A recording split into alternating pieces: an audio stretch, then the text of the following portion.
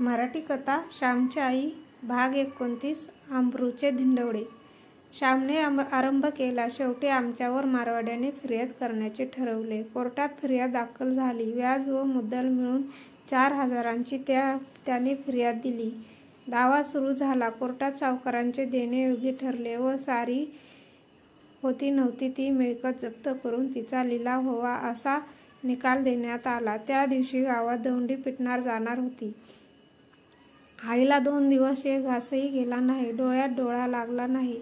आई जगदंबे, शेवटी माझ्या डोळ्या देखत अब्रूचे धिंडवडे होणार ना या कानाने ती दुष्ट दौंडी ऐकवायचे माझे प्राण ने ना ग आई, नको हा जीव, अशी ती प्रार्थना करीत होती। पुरुषोत्तम शाळेत गेला होता। घरी आईला खूप ताप भरून आला व ती अंथरुणावर पडली। ती तळमळत होती व रडत होती। सकाळी 9 वाजायची वेळ होती। महार ढोलके घेऊन गावात दौंडी देत होता। तो आज ठिकठिकाणी उभा राहून आज भाऊराव यांच्या घराची दुपारी जप्ती होणार आहे वगैरे ओरडत सांगे व ढोलके वाजवी। दुसऱ्याच्या मानहानीत आनंद मानणारे काही जीव असतात, त्यांना आनंद होत होता। खानदानीच्या घरादारांचं लोकांस वाईट वाटत होते। महार दौंडी देत चालला होता। शाळेजवळ येऊन त्याने ढोलके वाजवले। सारी मुले ऐकू लागली। त्याने दौंडी दिली व पुढे गेला। माझ्या भावाला मुले चिडवू लागली। पोरं त्या दौंडीची नक्कल करीत व माझ्या भावाच्या पाठीस लागत।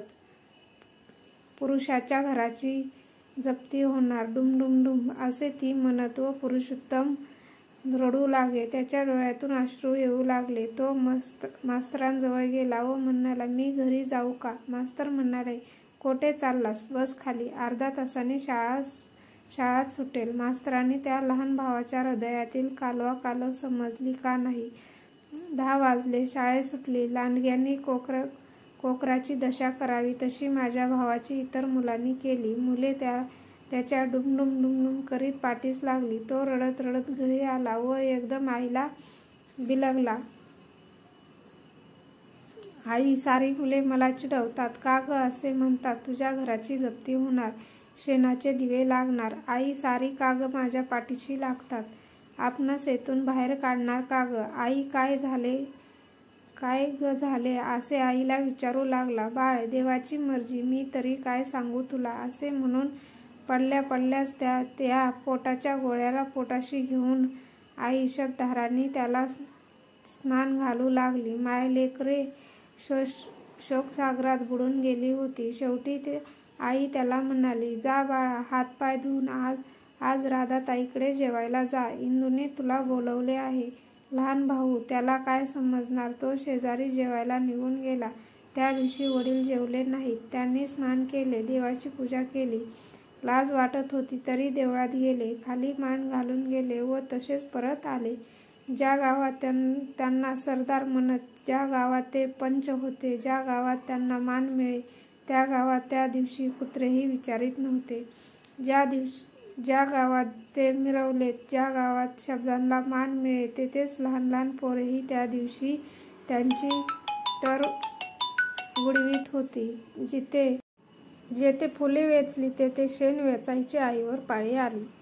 आजपर्यंत आईने कसेबसे आबरूने दिवस काढले होते, परंतु देवाला तिची कसून परीक्षा घ्यावयाची होती। मनाची शिखरे व अपमानाची खोल दऱ्या आईला दोन्ही प्रकारे देव दाखवू इच्छित होता। संपूर्ण सुख व संपूर्ण दुःख दोन्ही कळली पाहिजेत। आमुषा व पौर्णिमा दोन्हींचे दर्शन झाले पाहिजे। या संसाराचे संपूर्ण ज्ञान ती मोठी आई माझ्या छोट्या आईला करून देत होती। दुपारी पोलीस, कारकून, तलाठी, सावकार, साक्षीदार आमच्या घरी आले। घरात स्वयंपाकाची 4 भांडे ठेवून बाकी सारी एका खोलीत त्यांनी अडकावली। आईच्या अंगावर दागिने नव्हतेच।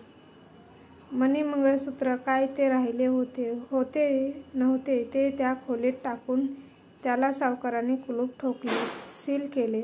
आम्हाला राहावयाला 2 खोल्या मोठ्या कृपाने देण्यात आल्या।